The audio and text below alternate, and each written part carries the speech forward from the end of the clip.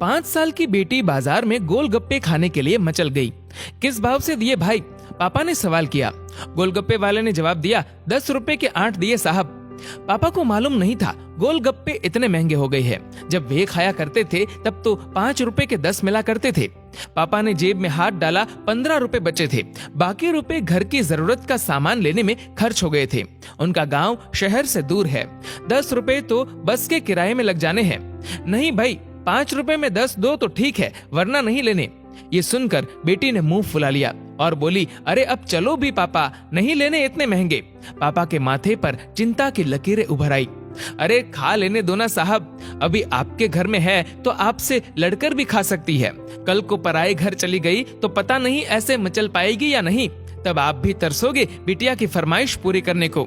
गोलगप्पे वाले के शब्द थे तो चुभने वाले, पर उन्हें सुनकर पापा को अपनी बड़ी बेटी की याद आ गई, जिसकी शादी उन्होंने 3 साल पहले एक खाते पीते पढ़े लिखे परिवार में की थी। ससुराल वालों ने पहले साल से ही उसे छोटी छोटी बातों पर सताना शुरू कर दिया था। 2 साल तक वह मुट्ठी भर भर के रुपए उनके मुंह में ठूसता रहा, पर उनका पेट बढ़ता ही चला गया और अंत में एक दिन सीढ़ियों से गिरकर बेटी की मौत की खबर ही मायके पहुंची।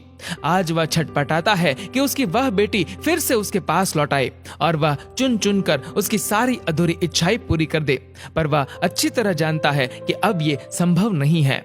दे दूं क्या बाबूजी? गोलगप्पे वाले की आवाज से पापा की तंद्रा टूटी। गोलगप्पे वाले से बोले, रुको भाई 2 मिनट।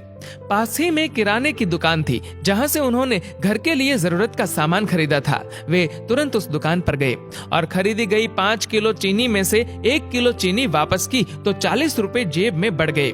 फिर ठेले पर आकर पापा ने डबडबाई आंखें पोंछते हुए कहा, अब खिला दे भाई। हाँ, तीखा जरा कम डालना, मेरी बिटिया बहुत नाजुक है। ये सुनकर 5 वर्ष की गुड़िया जैसी बेटी की आंखों में चमक आ गई और उसने पापा का हाथ कसकर पकड़ लिया। जब तक बेटी हमारे घर है उसकी हर इच्छा जरूर पूरी करे, कोशिश करे उसे हर संभव खुशी देने की। क्या पता शादी के बाद उसकी कोई इच्छा पूरी हो पाए या ना हो पाए।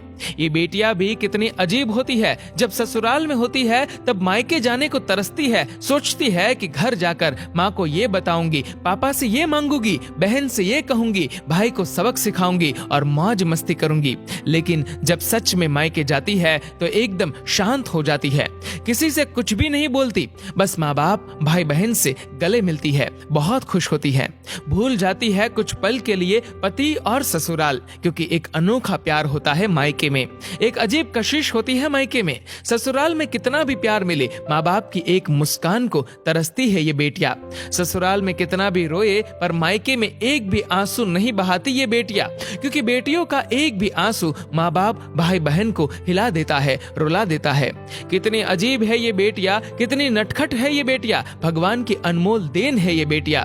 हो सके तो बेटियों को बहुत प्यार दे, उन्हें कभी भी न रुलाए, क्योंकि ये अनमोल बेटी 2 परिवार जोड़ती है, 2 रिश्तों को साथ लाती है अपने प्यार और मुस्कान से। ईश्वर से प्रार्थना यही है कि सभी बेटियां खुश रहे हमेशा, भले ही वो मायके में हो या ससुराल में। खुशकिस्मत है वो लोग जो बेटी के बाप है, उन्हें भरपूर प्यार दे, दुलार करे और यही व्यवहार अपनी पत्नी के साथ भी करे, क्योंकि वो भी किसी की बेटी है जो अपने माँ बाप का घर छोड़कर आपके साथ पूरी जिंदगी बिताने आई है।